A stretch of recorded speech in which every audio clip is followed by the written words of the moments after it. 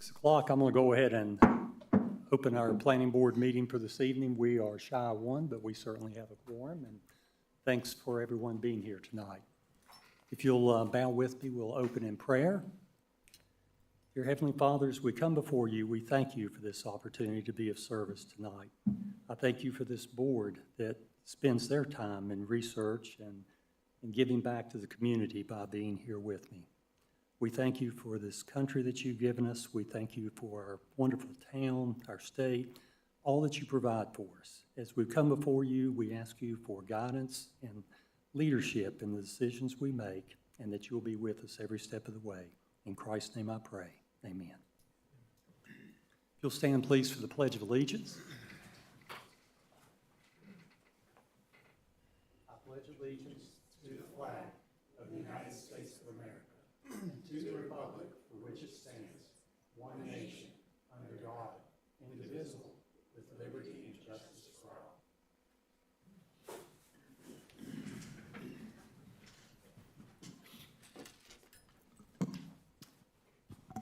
Hi, Mr. Ford. Again, we welcome you tonight and thank you for being here. I've got a couple of comments to read as opening statements. The first is regarding general public comment, which we have every month at the beginning of the meeting. At our first meeting of each month, we set aside some time to allow public comment from our citizens or anyone wanting to address the board. Each speaker is given 3 minutes in which to comment. Speakers are expected to be civil and respectful to the board in their language and presentation. It is the board's practice not to respond or engage in conversations with anyone who speaks in order to give the speaker the full amount of time to voice their concerns. If you raise a matter you would like addressed either by the board or by the town staff, please leave your name and contact information with the board's administrative assistant and someone will contact you. Please understand that state law prohibits us from discussing employee personnel matters with you. Public comment as part of a public hearing.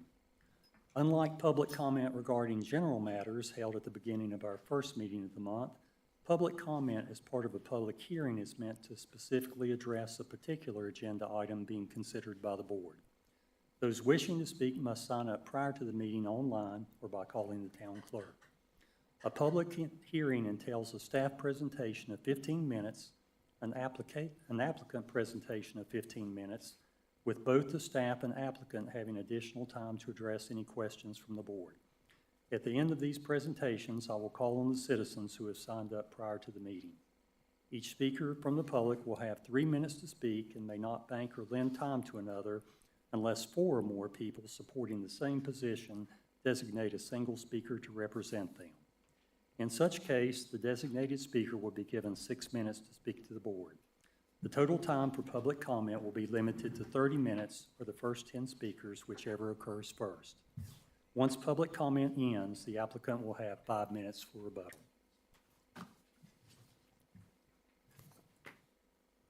Again, Ms. Smith, we had no one for general public comment. Thank you. Adjustments to the agenda, Mr. Coley? I understand we have one. There is one adjustment to the agenda this evening. It is related to the conditions for the case you're hearing tonight. The entirety of the MMA has been added to those conditions, and then 14, 15, and 16 were also added as well. Okay, thank you, sir. Yep. Then I'll ask the board to accept those amended conditions and to make a proposal to accept and adopt the agenda as presented.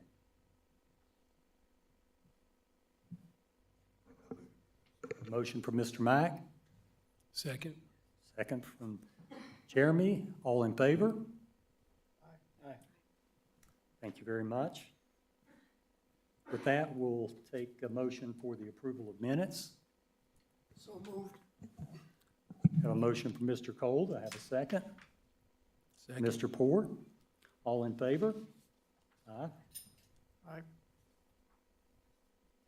Any old business?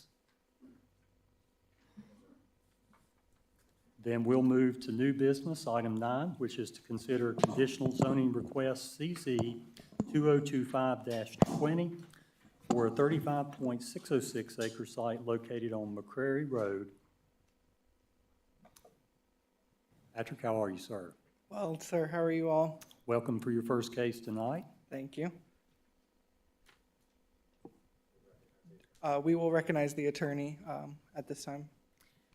So I just wanted to very briefly touch on the scope of municipal authority. North Carolina is a hybrid state, which means that, so municipalities are typically granted authority from the state, and states are often referred to as either home rule or Dillon's rule states.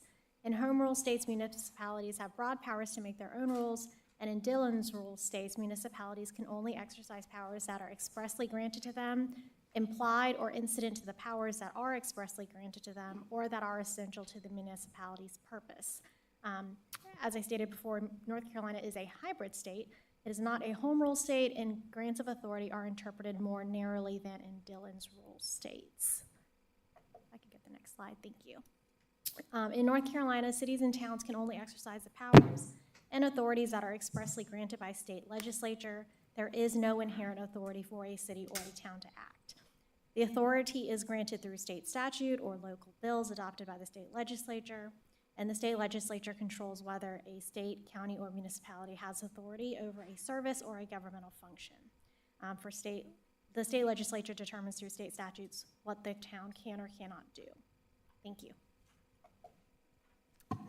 Just to give a quick land development overview, for by right or base district development, all land is eligible to develop under local zoning regulations, which establishes permitted uses, densities, and other associated development standards. Development complying with existing zoning is approved administratively by staff. By right or base district rezonings, these are rezoning requests to a base zoning district. Such requests require approval by the town board. However, no conditions may be added. Additionally, a conditional rezoning is where developers may voluntarily enter into a conditional zoning district to restrict uses, densities, and other site features as depicted on a concept plan. Conditions may include site enhancements or community benefits.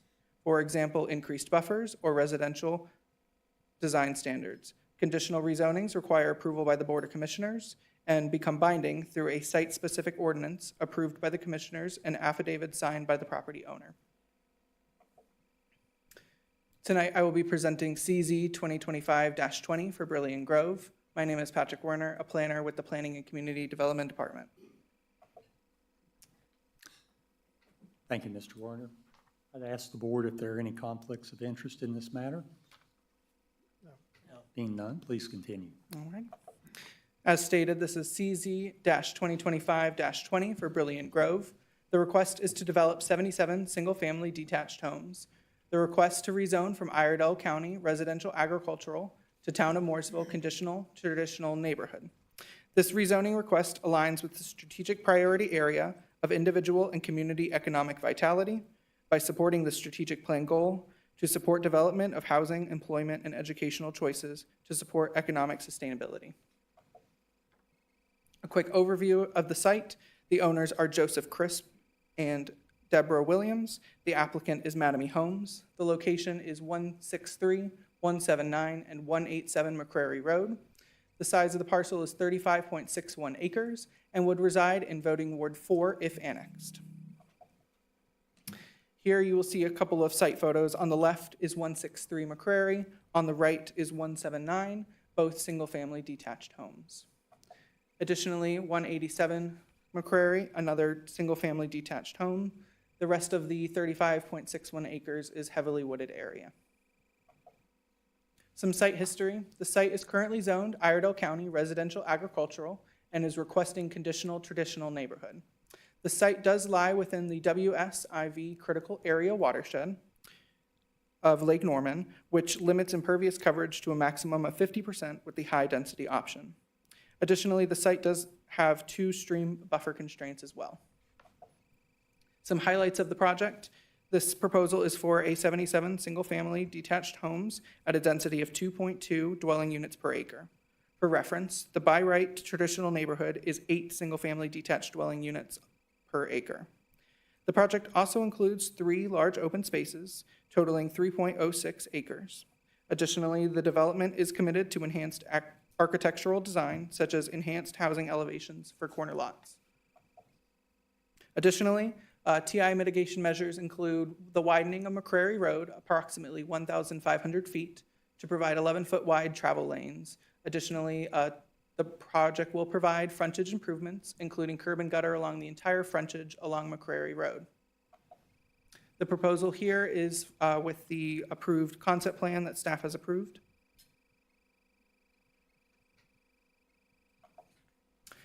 The neighborhood meeting was held on July 30th, 2025. It was an in-person meeting held at the Holiday Inn Express in Suites Mooresville. 19 community members attended, and questions were raised related to roadway access during construction and runoff mitigation that were addressed. Staff has found that some of the map amendment standards have been met. The site is consistent with the future character land use map designated as Peninsula Residential. The site is compatible with the existing land use, creating a logical transition and orderly development pattern. The site is in Tier 4 of the growth map. Therefore, this area is not a town priority for utility connections at this time. And the site is within the 5-mile response coverage area. However, this area is outside the preferred 4-minute response time for Station 2. The applicant is here with a short presentation, if there are no questions for staff at this time. Thank you, Mr. Warner. Questions from the board? Mr. Cole? I'm just want to clarify for my own understanding going forward. So this is zoned Iredell County, single family and agriculture. And that would allow 8 units per acre? To clarify, that would be for if it was a by right rezoning request to traditional neighborhood, that would allow up to 8 dwelling units per acre. And how would there be, 50% can't be built on? It just seems a little bit, I don't want this to be, it seems great. We're going from 8 to 2. And it doesn't, if I take 35 acres and I can't build on half of it, now I only have half of those 35 acres. So we can't build 8.8 units per acre on the 35 acres, right? Correct. And if it's going to be well and septic in that area, or septic alone, is there really room for that? My understanding was that most of the Iredell farm type of property was 2 dwellings per acre. So it's the first time I've seen this. I've just wanted to be sure if I could understand it better, why this is 8, has the opportunity for 8 per acre in this particular, as a by right in the county. The request, just to clarify, would be to also annex as well. So that would bring the town utilities. I don't know if that helps to clarify anything. No. Okay. Not for me, it doesn't. Because annexation is a big question as well, but we're just kind of, I just want to be sure I understand, because I've never, this type of comparison showing this big of a difference seems to be a real plus for less density, when in fact, I don't understand it. I guess that's all I'm saying. Absolutely. But thank you, Patrick. And the applicant, I'm going to defer to the applicant to better address the question. Well, I don't know if they would be the ones that would understand the by right nature of the county zoning. That's what I'm questioning is, any of you guys? So just for clarification, so as I'm reading through this, my understanding is the proposal is to basically zone a conditional TN, right? Which is up to by right 8 per acre. However, because it's conditional, this is 77 units, which is 2.2 per acre. Correct. That's my understanding. However, what it's currently zoned as today is RA, Which is 2 units per acre. If they want to annex in without the site plan, they would come in as TN, correct? If they wanted to annex, Without a site plan, straight zoning and come into Mooresville, it would be TN? RA. Yeah, there is not a current zoning designation, as it is not currently in the ETJ. Gotcha. But I still don't see how you would build 8 units per acre on this property with sewer. nor have I ever seen, and I just don't ever noticed or knew that there was county resident agriculture property that was zoned agriculture or agriculture residential, which wasn't 2 units per acre, due to the basic nature that there's no sewer. My only estimate would be that it would have to have support with a package plant, something of that nature, in terms of sewer to handle that. Just as offering, I've noticed some of that early on in the county when they expanded out Langtree Road and so forth. That's where we got some of the package systems in that supported those areas that had greater density. So I'm just assuming it might be something of that nature to support what the county has. And that would be something that stayed in the county. It didn't Correct, come and into it's, town. well, it's still like Langtree Road, where some of those developments are, they are still in the county, not in the town jurisdiction. Okay, thank you. Sorry if that was Absolutely. complicated. All good. Thank you, Mr. Warner. Are there other questions from the board or staff? Then if not, if the applicant would like to come forward for their presentation. Thank you, Mr. Chairman, Commissioners. My name is Colin Brown. I'm a land use attorney with the law firm of Alexander Ricks in Charlotte. My colleague Sarah Beeson and I will be presenting this tonight. And great question you asked, and I was going to start with that as well. We do rezonings all over the Charlotte Metro, Mattamy Homes. We particularly enjoy representing. Sometimes you see rezonings like this. You see a developer, they get the rezoning, they flip it to a developer, and they flip it to someone else who builds.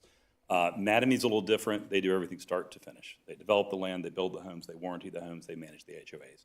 That puts them in a little bit different situation, which brings us to conditional zoning, which is the question you were asking. And so I think to clarify, and what I'll ask the board and the community to consider is, oftentimes if we come in and we're proposing 77 homes, if I go to the community and I say, would you like 77 homes? They're going to say, no, thank you. If the choice were no development or 77 homes, it's a clear choice.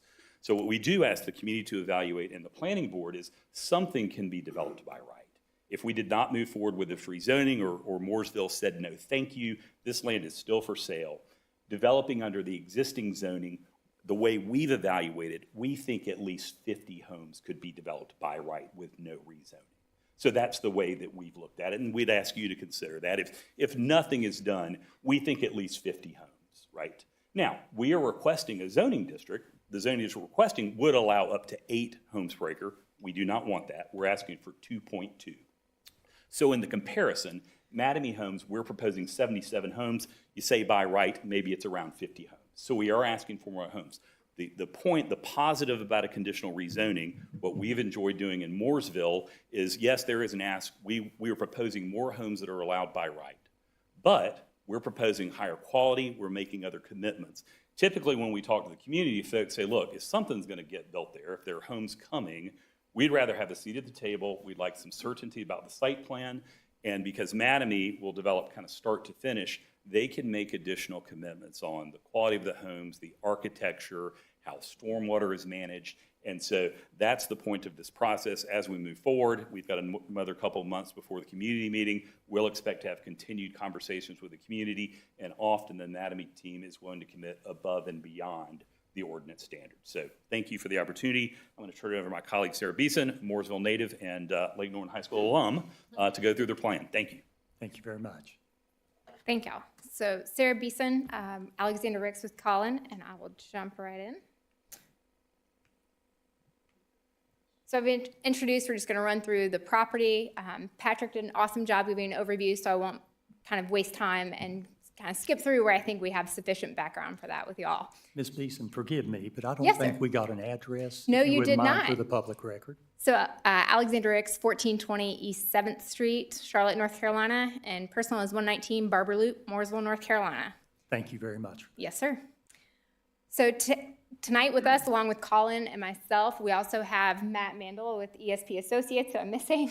And then we have Michael Wickline with Design Resource Group, who are the site engineers and traffic engineers and can address any of those questions if those come up later. We also have, skipping Jerry, and Jerry Witham with Mattamy, who is Vice President of Land Acquisition. So here's an overview of the property location. As you can see, we're immediately adjacent to Lake Norman High School. They're at the intersection of 150 and then Dooley and Perth, where that runs up by the Harris Teeter. There's also several apartment complexes already existing to the north of the site, and then immediately north of the site as well is a smaller kind of commercial mixed industrial park. There's residential to the west and southwest as well.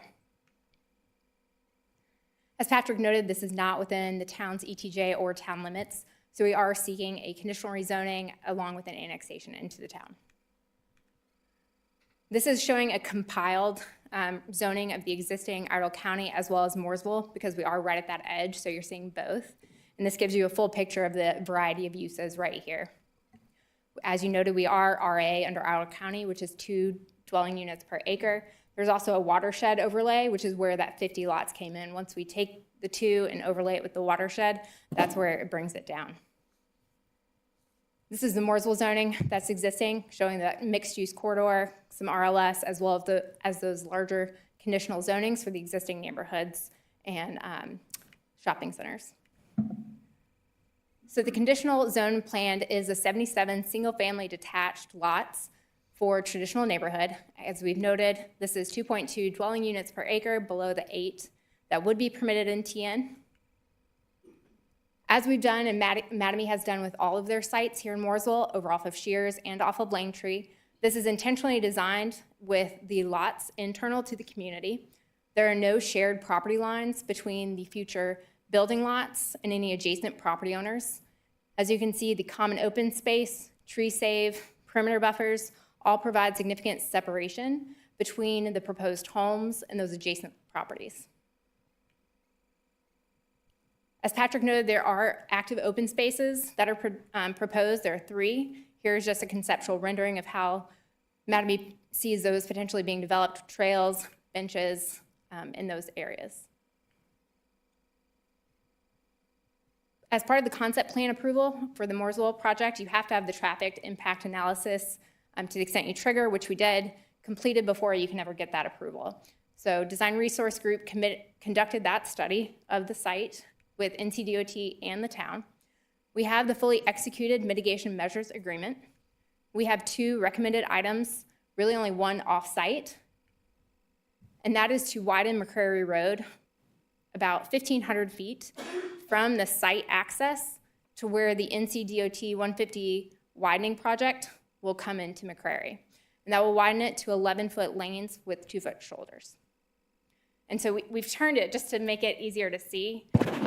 Sorry. So to the left of the screen is 150, and then you're running south down McCrary as you go across page to the right. And the orientation is the same on this exhibit. This is showing the actual site frontage. So those red lines are the perimeter of our property across all of the assemblage. There will be curb and gutter along the frontage, along with a 6-foot planing strip and a 6-foot concrete sidewalk. We understand that the widening project at 150, as myself who drives it every day, is a key component in the timing of that and how this project will come in line with that. Based on conversations with NCDOT and their published timelines, this is how that phasing is going. So the site, as you can see highlighted to the left, we're in phase 3. Right now, phase 1 is already commenced and they are working on that construction, kind of more towards the, excuse me, the I-77 intersection. They then project phase 2 commencing construction later this winter, early next year.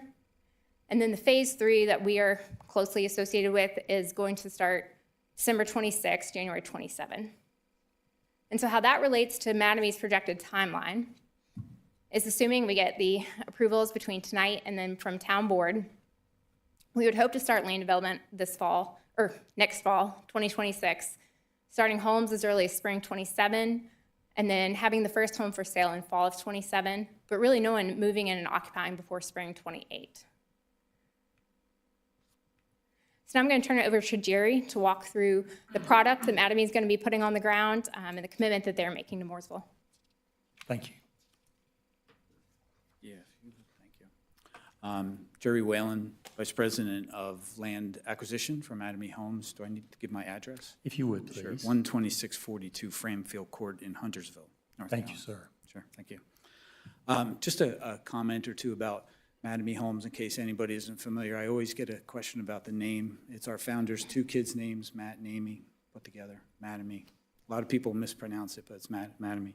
But as Colin mentioned earlier, we are a developer, so we acquire property, we develop the property, we build and sell the homes, we warranty the homes, and we're the HOA all the way through the project. So if you think about that timeline that we just talked about of 2028, when a house first would get built, all the way through the end of those 77 homes, you're talking, we also give a 10-year warranty on our homes. So it's somewhere around a 15-year period. When we commit to a community, it's about 15 years from start to finish. So, every home that you'll see that I'm going to talk about here in a second, we are a for-sale builder. We do nothing wrong with the rental business. It's just not our business. We do not do rental homes. Everything here is a for-sale home, which will, we project to start in the 500s. But this is a model home picture that I'm showing there right now. This is in our Huntersville community. It's off exit 23. And this is one of many, but that's our model. Driveway's out because the model sidewalk is in. And the home, that represents our homes somewhere between 2,400 and 3,200 square feet, two-car garage, 2 stories, 4 and 5 bedrooms. You can flip to the next one. This is just another example. So we expect folks to want 2-story and ranch homes as well. So this is one of our ranch homes. This is one of our models down in our Mint Hill community. This is something that really sets Mattamy a little bit apart from our competitors. We call it enhanced side elevations.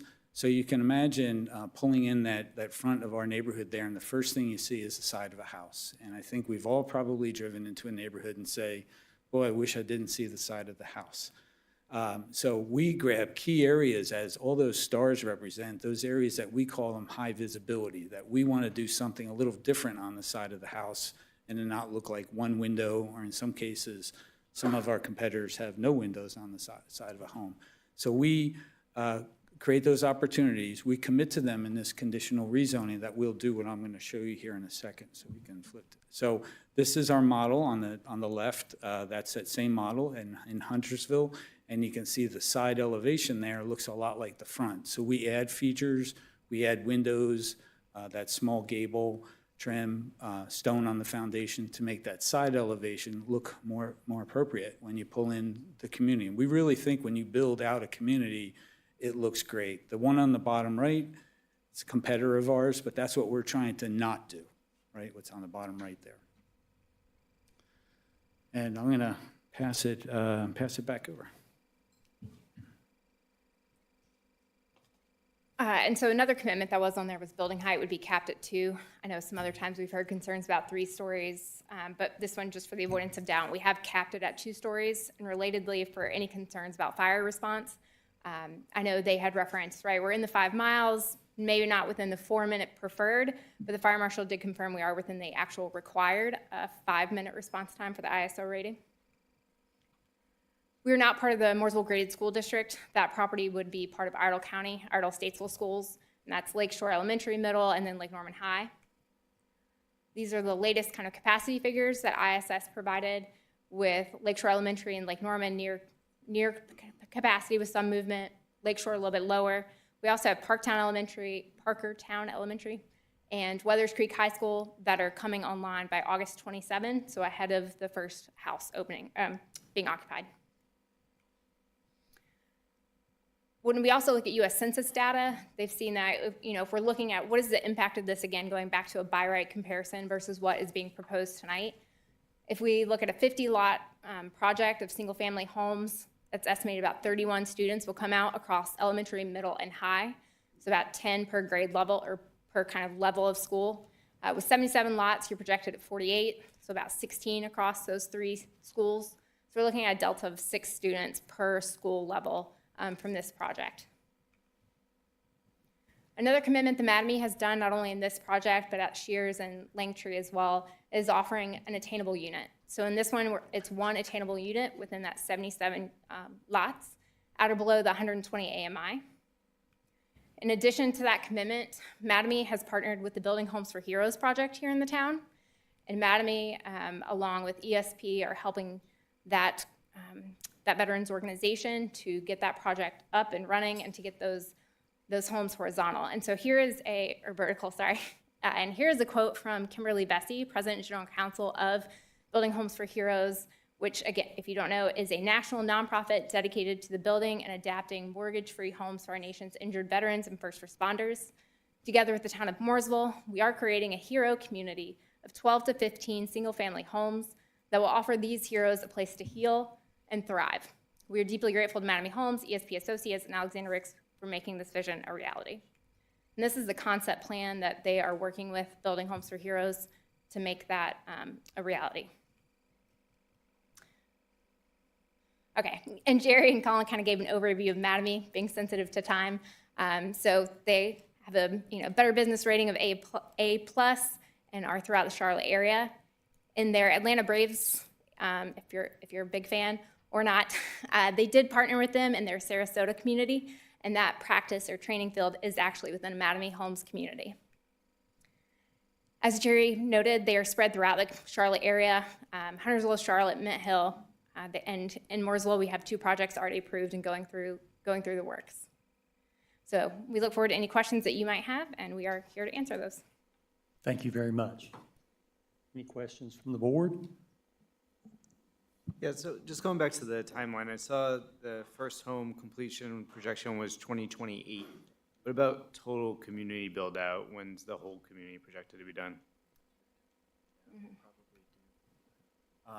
Most likely, we'll close about 30 homes a year. So if the first closing, you would get 29, 30, and 31.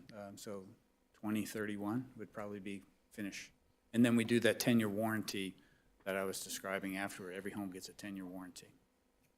Okay. And then do we know how that coincides with the timeline for 150 when they're going to be done?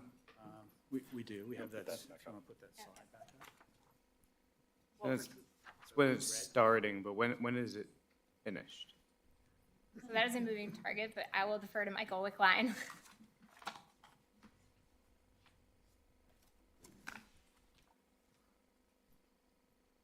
Michael Wickline, Design Resource Group, 321 Kilmer Lane in Mooresville. So everyone knows that, DOT, they have projections. The only thing we can do is report what they tell us. So all the information you're seeing about the start date was confirmed about a month ago directly with the district office. They were originally estimating somewhere between a 3 to 5 year build frame from when it started. So starting this year, the current estimates put it somewhere around 2030 for being fully complete.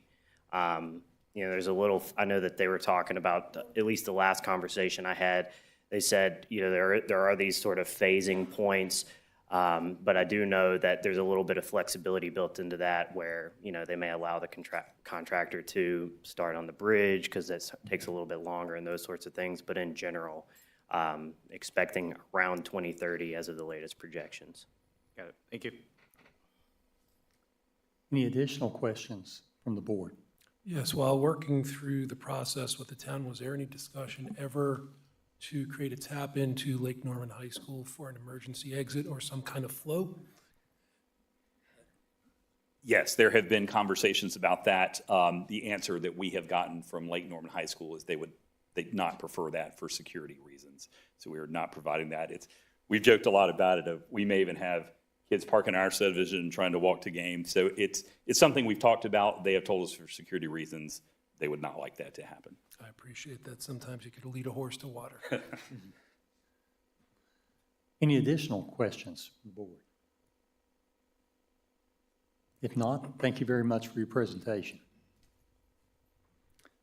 And with that, I will open up the public comment portion of this evening. And I think we have 4 speakers that are set to address the board, first being Dale Thomas.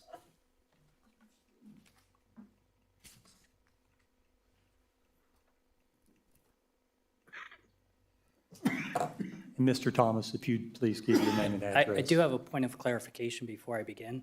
Yes. I do have pictures that I'd like to submit. Is that able to be done? Yes, if you give those to Ms. Smith, she can distribute those. There's multiple copies. Dale Thomas. My legal residence is 128 Mangrove Lane, Tavernier, Florida. My local residence is 122 Wickford Lane, Mooresville, North Carolina. Thank you. Dear board members, for over 20 years, members of my family have resided at Hidden Lane, directly adjacent to the property in question. Further, we as a family have been engaged with the greater Mooresville community since the early 1990s. We are not against development, but we are for the responsible development of communities. I stand here with one of 6 books documenting the poor development of Lake Norman High School, both apartment complexes along 150, the business park adjacent to the proposed property, and others near my sister's home. What raises substantial concern for us is the environmental impact the development will have on 2 streams that directly feed into Lake Norman from this property. The current owner has gross neglect in maintaining the property, erosion control, and general maintenance of the property. Based upon all of the surrounding properties' lack of sustainable environmental growth, we have taken numerous actions to save, protect, and preserve the lake through yearly trash cleanups, dredging, and planting of recommended species from Duke Energy. Further, in the current developmental plans, there are no exclusions to mitigate runoff of fertilizers, pesticides, or general trash entering into the lake.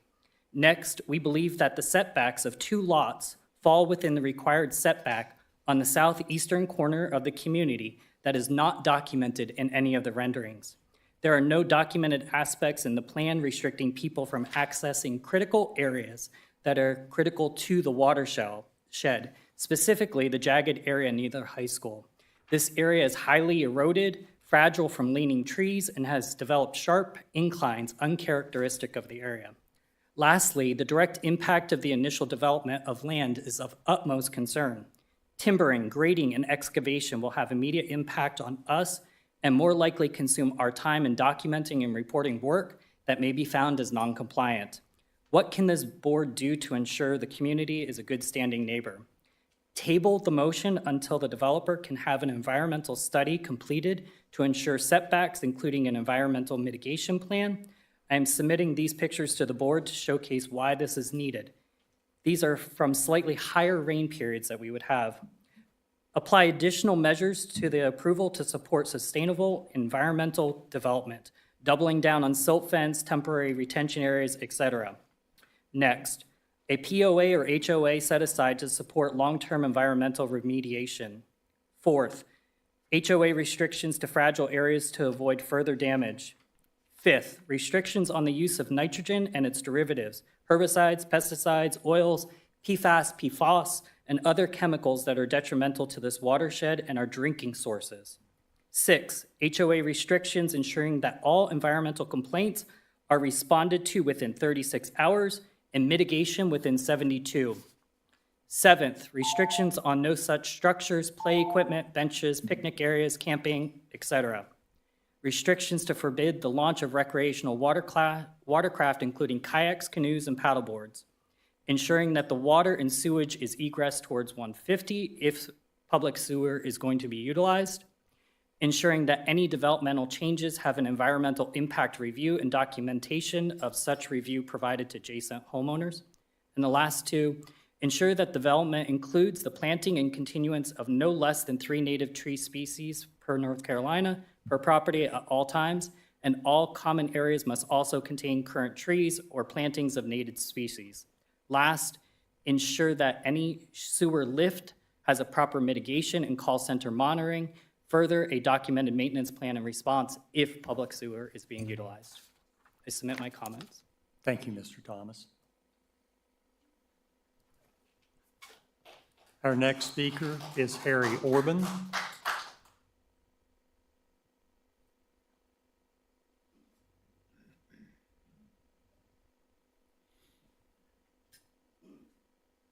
Hi, good evening, Board. My name is Harold Orban, and I'm currently actually building a house on Hidden Lane. It's 124 Hidden Lane in Morrisville. I'm actually going to, when I come to these meetings or been to these meetings, they remind me of going to my Aunt Becky's house. Often, she's a horrible cook. So 2 things you know when you go there, you're not going to like what you get, but when you leave, you're going to leave alive. So hopefully we get out of here alive tonight with whatever outcome you guys come up with. But what I'll say is that right off the bat, I'm actually an improvement of this project. The reason is because of the alternative.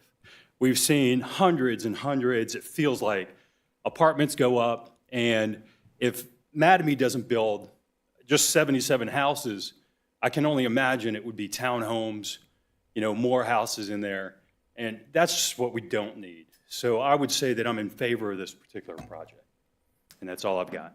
Well, thank you very much. Thank you. Appreciate your comments. Next, we have Michael Joy.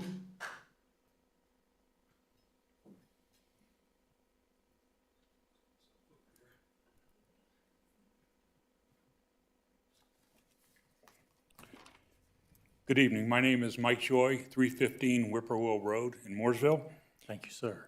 My wife and I have lived on Hidden Cove, located on Whippoorwill Road across from McCrary, for 25 years, since before Lake Norman High School and much of the area's development. I am not here to oppose growth, but to advocate for equitable and responsible change. Since 2001, I have witnessed both positive and negative impacts from development. Back then, Hidden Cove had clean water. Now we see increased sedimentation from construction runoff from new apartments and other development, as well as dredging activities. These factors contribute to filling in the lake. Where we once had about 16 feet of water at our dock, we now have about 10. Some of the neighbors at the end of the cove have none, and this negatively affects property values.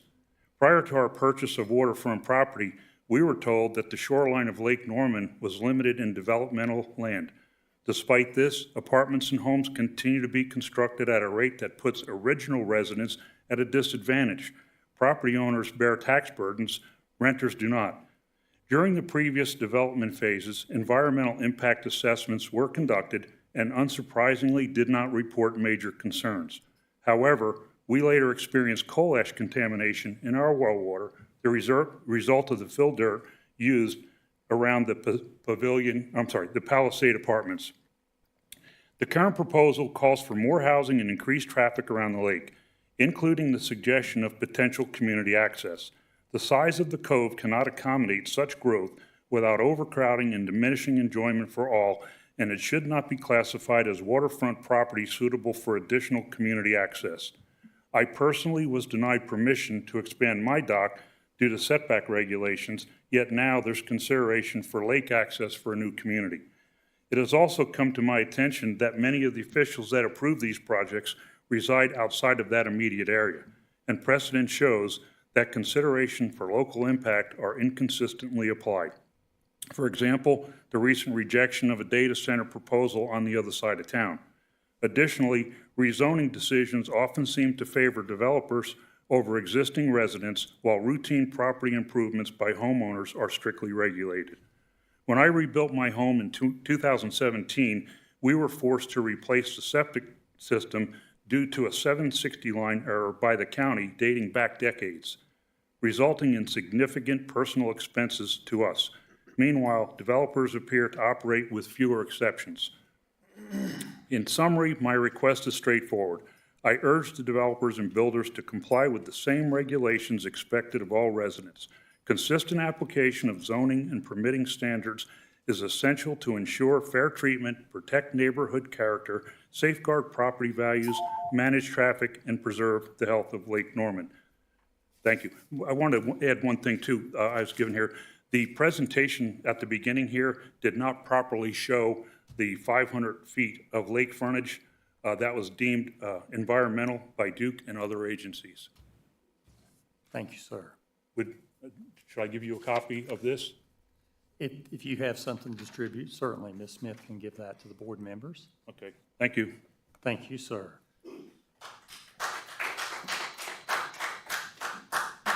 Our last speaker tonight is David Miles.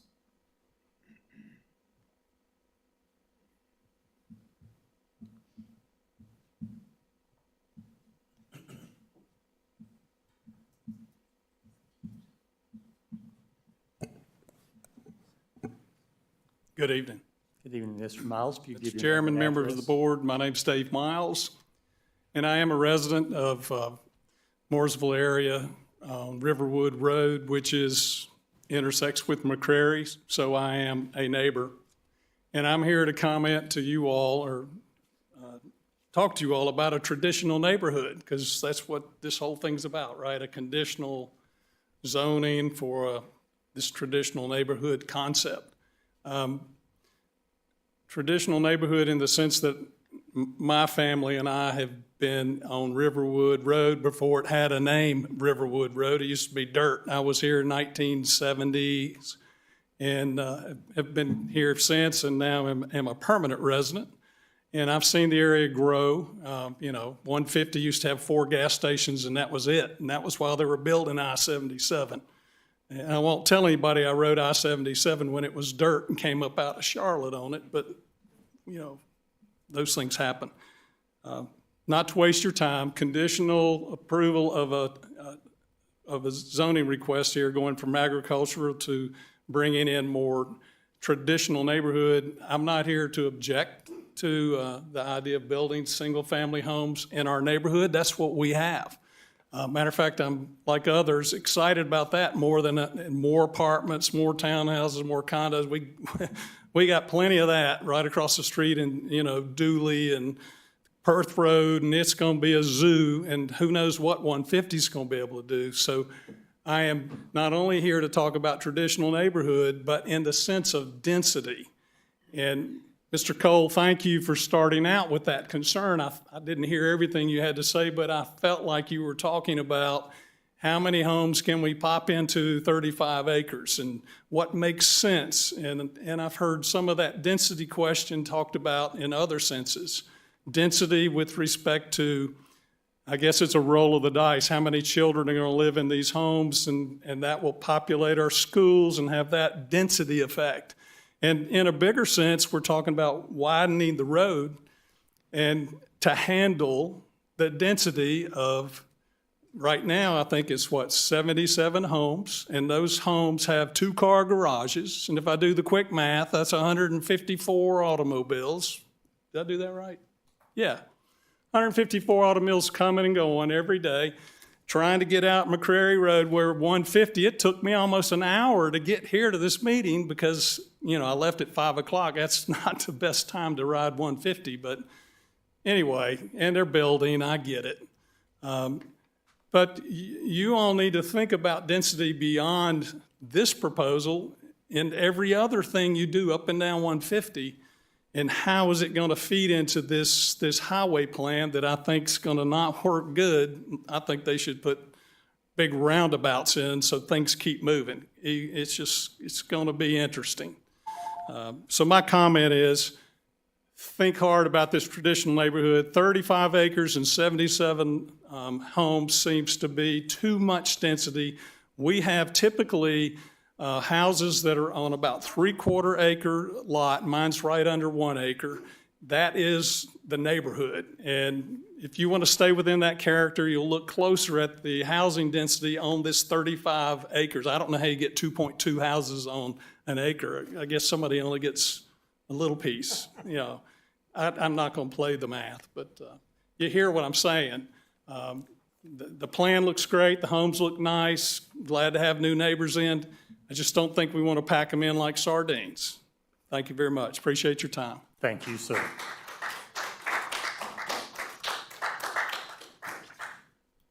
I'll close the public comment portion at that. And I'll ask the developer if you have responses you'd like to give this time. I think we'll respond to that. Generally, I think at the outset, a lot of what we heard, we are in a conditional zoning environment, so we can continue conversations with the neighbors and perhaps include commitments to address those concerns. So I'm happy we're in the environment. I'll let Matt talk a little bit about the environmental issues. Matt Mandel, ESP Associates, 3475 Lakemont Boulevard, Fort Mill, South Carolina. Thank you.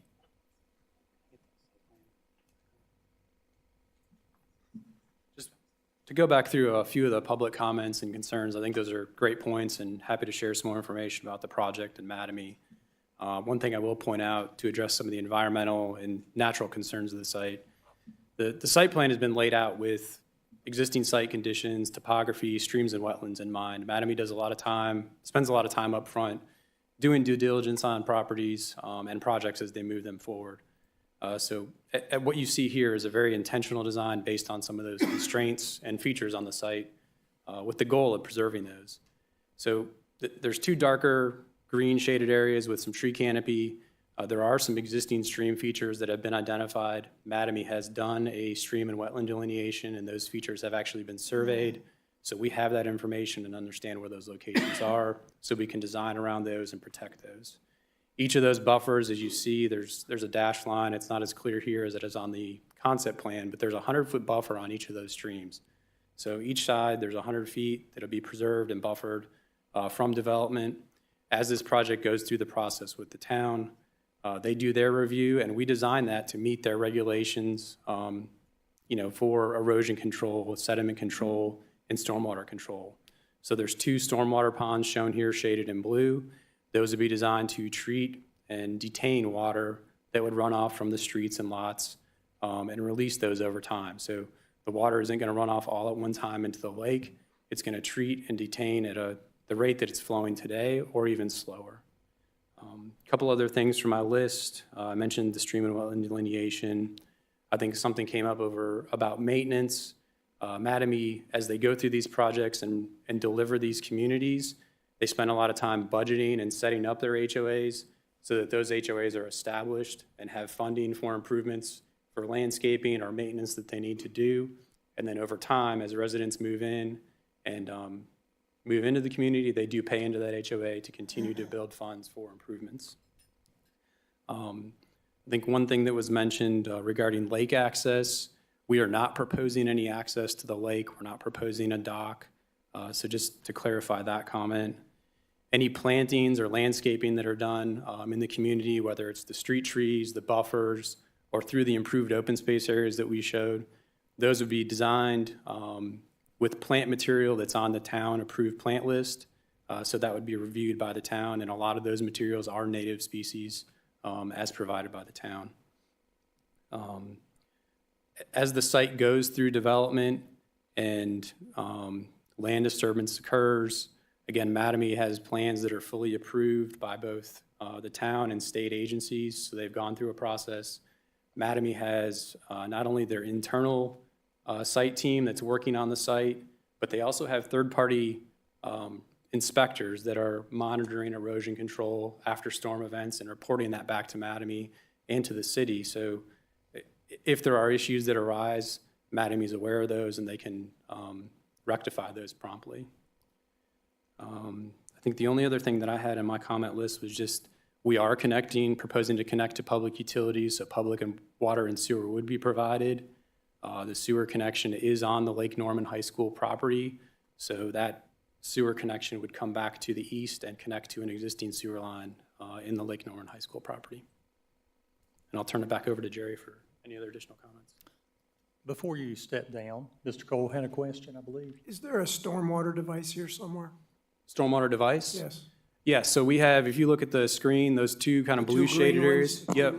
Okay. So those would treat the water, the site would be designed and graded to treat those. There would be a pipe network in the streets and a lot of times in the back of lots to catch the water flow. Yeah, I know how it works. I just wasn't sure if that was there, and it's hard to read it on here. So that is your stormwater device there. That's in the proposed water quality area, is that what it's labeled? Yes, sir. And I had a question. I know a lot of time lake communities have to do a survey of the lake where they measure to see if there's any silt buildup after. Do you know if you guys trigger that being this close to the lake or not? I don't know if that's a requirement. It may be a requirement, but that's typical for us to do, is to measure that before we start development activities. We've done that in other locations. I just wanted to talk on two points. As Matt mentioned, that third party. So you've probably all driven by a community that's under development, and you've seen like a wall that might have some placards on it and some permits on it, and then you'll see a mailbox with a lock on it. And inside that, that's that third-party company. So it's detailed to the point where that third party comes out after every rain event. They check every piece of silt fence, they check inlets, they check the stormwater basins that we were just talking to. They record it document it, put it back in the box with a lock key, and one of the federal agencies is the one with the key to get in to make sure, as well as the town does as well, to get in and check to make sure we're inspecting our property after rain events. That same third-party company takes that checklist, gives it to our staff, and then they come back 3 days later. I think it's that they've got a requirement to come back 3 days later and then check to make sure it was done. And they have to record and sign off that said, hey, I said the silt fence was down by the lake, and you actually fixed it. And then we have a record of that, and it gets inspected by the town and by that third party and by the state agency. So it's very, and it goes on all the way through the process, from the very first time we step on the property, then land development's done, the streets are in, home building activities take over. It's the same thing, same process, every day, every rain event, all the way through completion. And then those basins are managed by the HOA afterward. And remember, we are the HOA as well. One thing that I did mention, the gentleman that was talking before, he had some good ideas. If I don't mind, maybe afterward, we can catch up some of those suggestions that he had when it came to HOAs. I thought there was a couple good ones on there, so I think I'd like to talk to him afterward about ways we can do that, because we write the HOA CCRs and can put certain things in those as we move through the process. So anyhow, that's it. Thank you. If you don't mind, just a clarification for me, how close does Duke allow you to get to the water line or the water level in development today? What's their buffer typically? I probably need to defer to, I know we have another site, we have to be, what, 50 feet? 50 feet off? Is it 50? Okay. Thank you. Any other questions? Well, thank you very much. Appreciate the I have one- clarifications. Sorry, one more question. Would you all be willing to state in your conditions that there's not going to be lake access for the community? Yeah, we don't intend to have any lake access or apply for, I mean, with the streams dock there, or- I don't think that, I mean, it took a lot. Yeah, Bridges and stuff I don't Yes. want to Yeah, spend we money have- on, but, I mean, it would make the community more comfortable to say they're not going to have lake access, and it yeah, looks prohibitive with the plan as it stands. I think so. Yeah, we would have no problem committing to that. Are there any additional questions from board members? If not, then while you're here, Caitlin, would you like to, we'll go ahead and go over. So I just want to clarify, so the board wanted to add an additional condition that would state there shall be no direct lake access from the development. So that'll be an added condition 17. Yeah, and what you mean by that, there's going to be no sidewalks, no trails, no dock, no things like, yeah, okay, yes. And have you had a chance to read the additional 16 proposed conditions They the ones that we? that were in the Yes, proposed yes, ordinance? Okay. we have. And you agree to those conditions? We do. Thank you. Thank you very much. Thank you. Were there any additional board questions for staff in the matter? And if I not, don't know if it's a question necessarily, but I'll throw this out there. So to familiarize myself a little bit more with what was proposed, this morning on my way to work, I rode my motorcycle down 150 and through from the 20 minutes it took me to get there from Williamson Road to McCrary. I drove down McCrary and back up through River Park Road to 150. And it was a train wreck trying to get back onto 150, going in either direction. So I'm throwing that out. That's a concern to me, and it's concerning to me. So what, if anything, can you all say that could ease my concern? I'll throw that out.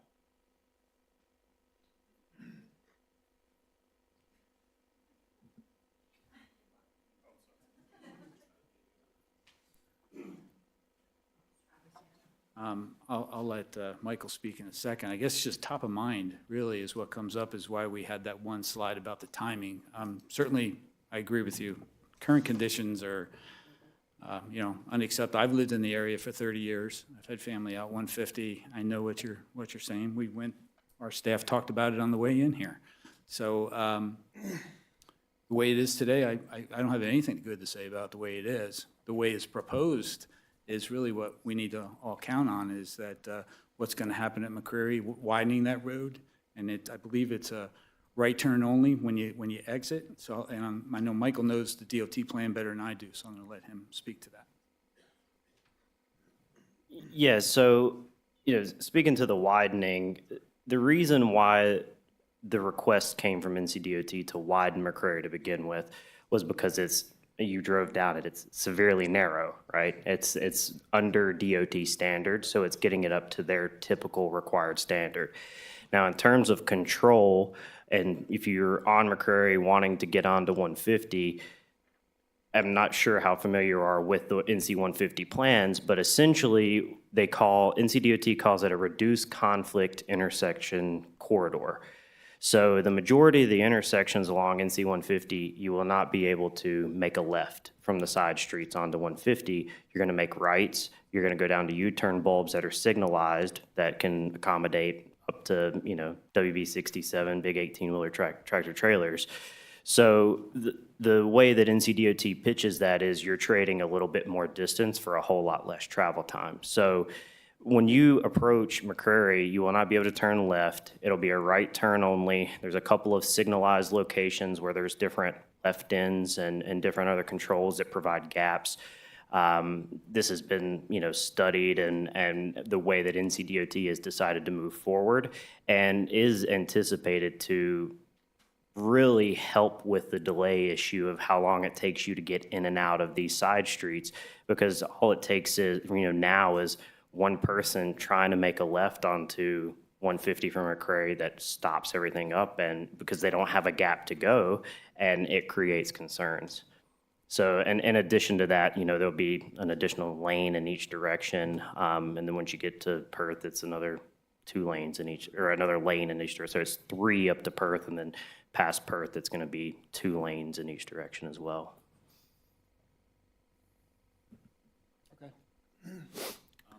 And then just last comment was on the timing of our homes. Our first home's in 2028, and I believe that we said 2030 for the completion. So it'll be probably mid-project. Thank you. Mr. Cole. Just a comment that I think this looks like a very reasonable community.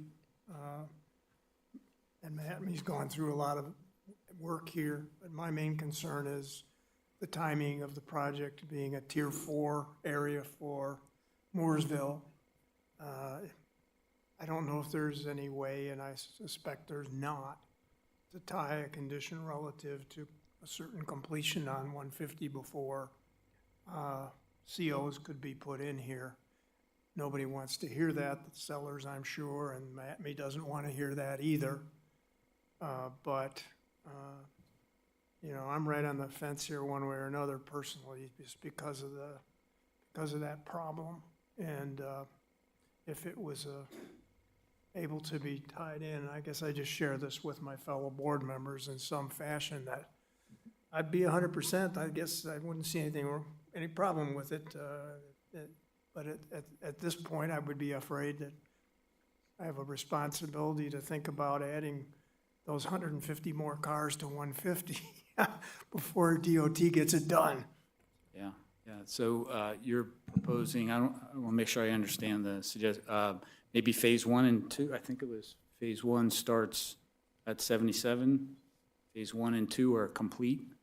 Phase 3 may still be in process by the. Yeah, because I think that would, if there was a way to tie that together. Yeah. I don't know what the commission's going to ask you, but I guess if we come to a vote here tonight, if I was going to craft a motion, I would at least like to say that it's highly recommended that some sort of a condition be included Yeah. tied to completion of work on 150. Is that even legal? I mean, is that legal under the law, North Carolina law? Well, I was going to ask Ms. Schechter about that, because I'm not sure. We have, just so the audience understands, there are state guidelines in what we can ask. And we are different than the town board in that we have guardrails around some of our decision tree and how we can expand it and how we can encumber a developer or actually how we cannot. So this is a property rights state. So North Carolina as a state actually puts some legality into how we handle matters. So we do consult counsel in some of these areas. There are things we can ask for, and then again, things we can't. Well, let me ask whether or not, because all conditions have to actually be agreed upon by the developer. Yeah. Is that something Yeah, that you right- all would even? Right now, one of the kind of conditions that has already happened, they've, what they call let the phases out, so they've let out all 3 phases. NCDOT has let out all 3 phases. Am I right by saying that?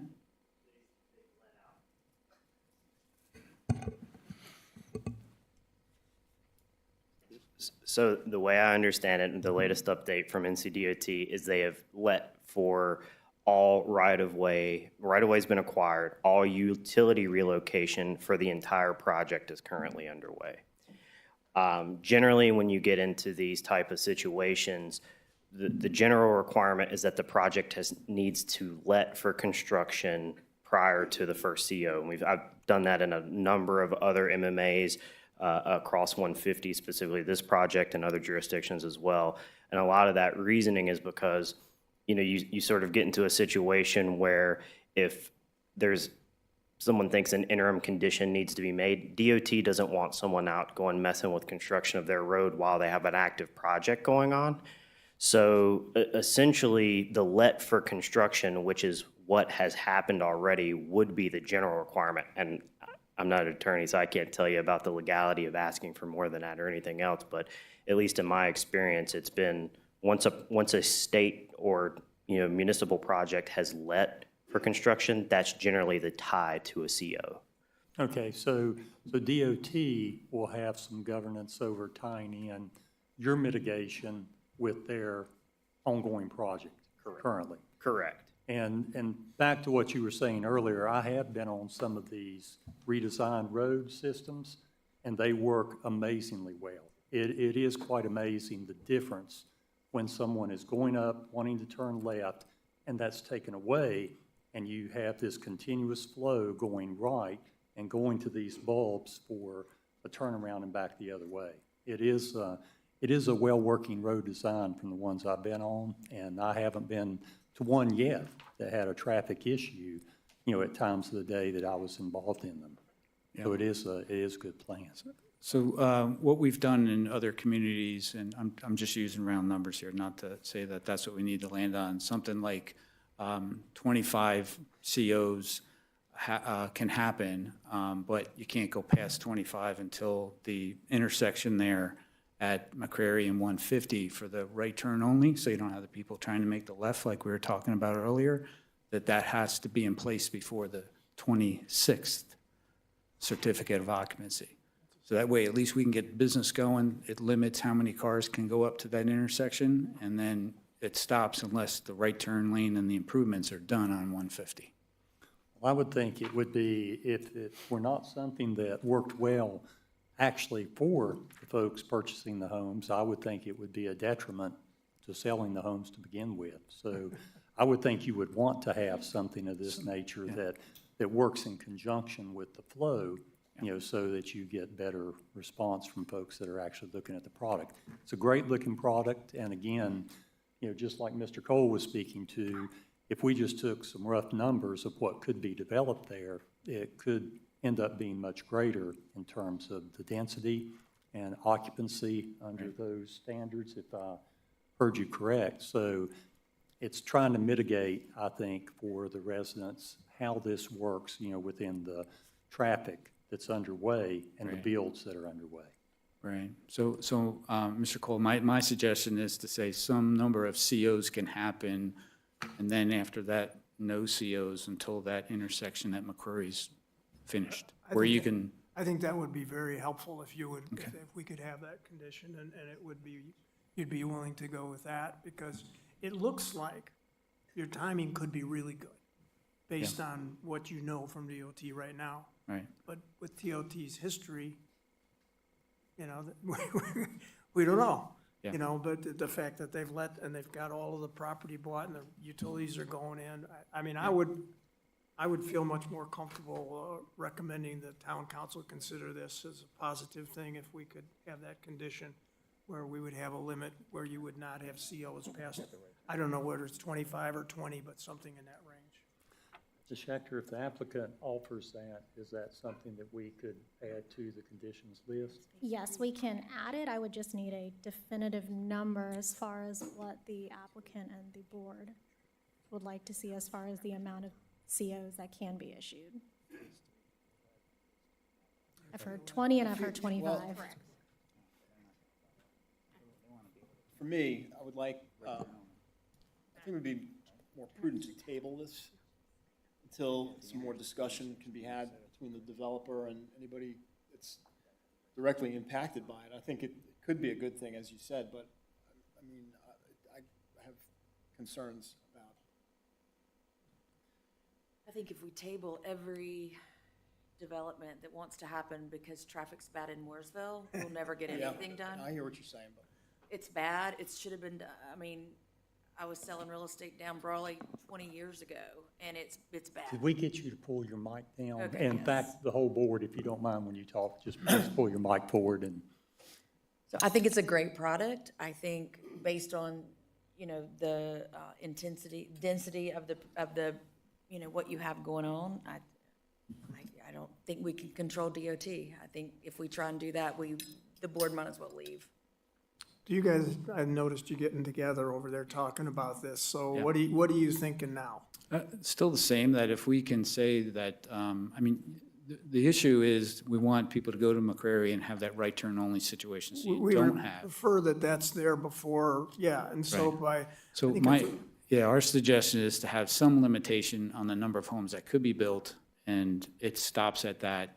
I was suggesting 25, so 25 homes get built, then for the 26th home to be closed and occupied, so it would be a CO from the 26th one, so you'd only get 25 until that intersection is right turn only.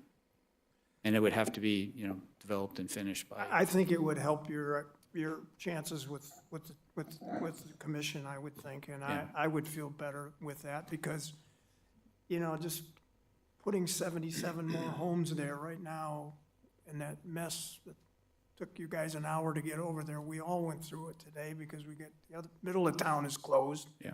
So, yeah, if we could have that, I think that would be a big plus. Okay, so it sounds like 25 is the rest of the board. 25 is a reasonable number, I think. Yeah.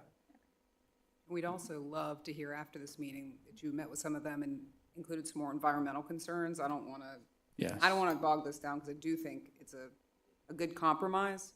We know that the Board of Commissioners listens to our meetings, and we'd love to hear, you know, some more environmental items detailed. I think we'd be here all night if we tried to. Yes, absolutely. When we have that, if staff wants to join us, that's like to have their I input. agree. I lived on the lake in an area, if you guys are familiar with Perrin Road, that when they developed the hospital, that all filled in. Yes. And I'm looking at these pictures that was circulated by the gentleman, and I'm getting PTSD thinking about my neighbors over there.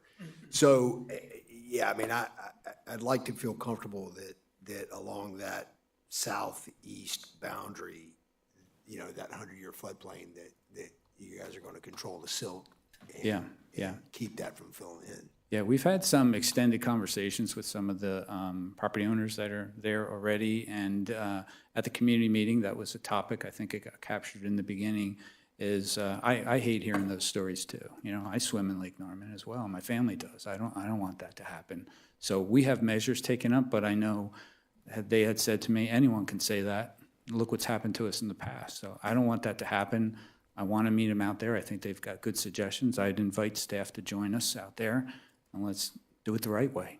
There is a right way to do it, and we're willing to do it. That's why we have the AAA BBB. You know, we build on Lake Norman and Lake Wiley, and we still have AAA, so. If you made that happen before your next meeting, that would be a very positive thing to Yeah. talk about. Yep. Very much agree. Very good. Any other, Ms. Schechter? If I may, I just want to clarify all of the conditions again. Yes. So there are the 16 that were originally proposed in the ordinance. There was a 17th condition stating there shall be no direct lake access from the development, and an additional 18th condition stating there shall be no more than 25 certificates of occupancy issued prior to the completion of the road improvements at the intersection of McCrary Road and NC 150. Correct. Two clarifications. So for the lake access, I would just restrict to, I guess, recreation. I mean, in case we have to get back there and do any engineering or protection or compliance issues, right? We technically have to access the lake area on the property. Again, not trying to like get around that, but there is no intent to provide direct access to the residents or anyone else for recreational use or otherwise. On the right-of-way improvements, I think it, and Jerry, correct me if I misunderstood, I think the intention was to limit it when that right-only condition was constructed. Right, we can't control an NCDOT maybe cleats the entirety of that intersection or what they're gonna define as the boundary of that intersection in their plans. So I think we were trying to really clearly tie it to a specific improvement of that right-only at that intersection. Open and operating. Yes, sir. I Yes, think sir. that's what I understood from you, Mr. Cole. Yes.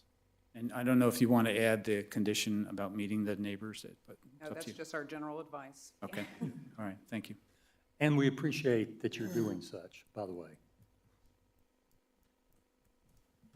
Okay, so just to reiterate, so for condition 17, there shall be no direct lake access by residents for recreational purposes.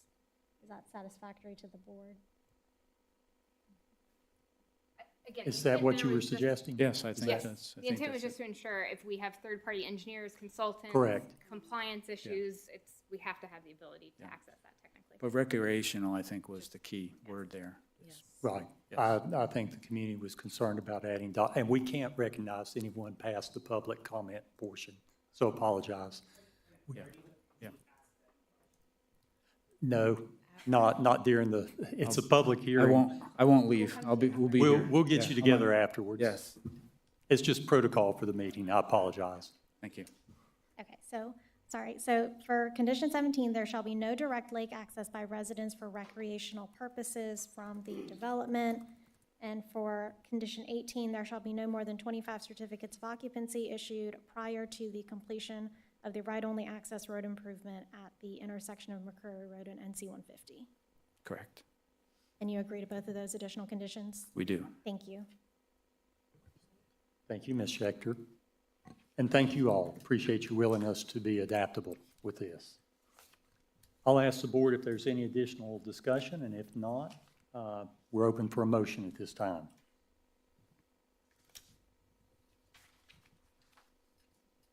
At least we've made it where it can be a clearer motion. I don't think you have to add caveats to it. I'll make the motion. I make a motion to recommend town board approve CZ-2025-20 because the proposal is consistent with the town's One Mooresville plan, specifically rezoning 163 McCrary Road, 179 McCrary Road, 187 McCrary Road, McCrary Road to traditional neighborhood CTN is compatible with UDO standards for single-family subdivisions, aligns with the Peninsula residential designation on the future land use map, and is consistent with the adjacent developments. Proposal is reasonable in the good public interest because it provides logical and orderly expansion of existing single-family neighborhoods, making this request consistent with development in this area. So we have a motion to approve option one from Mr. Cole. Do I have a second to that motion? A second. We have a second to that motion from Ms. Smith. All in favor? Aye. Opposed? Opposed, one. So the motion would carry, and we would make a recommendation, forgive me, to the town board to adopt this rezoning request. Thank you all very much, and thank you all for your comments and for working with the developer together.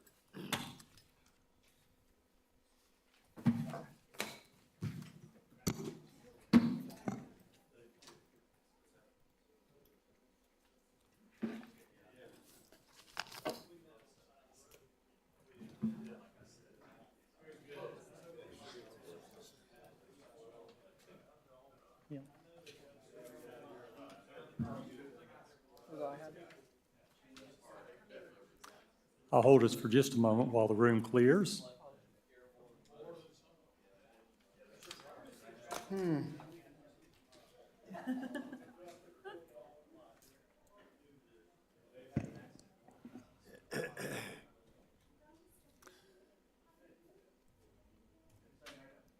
I think we can continue on. The item number 10, administrative items. Can we ask for Folks, order? if I could ask you to please clear the room so we could continue with the next items on the agenda. Thank you.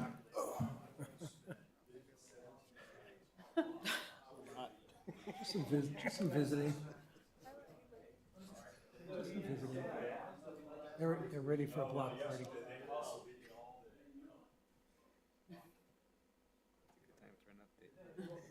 Yeah, it's here all night. Thank you, Mr. Coley.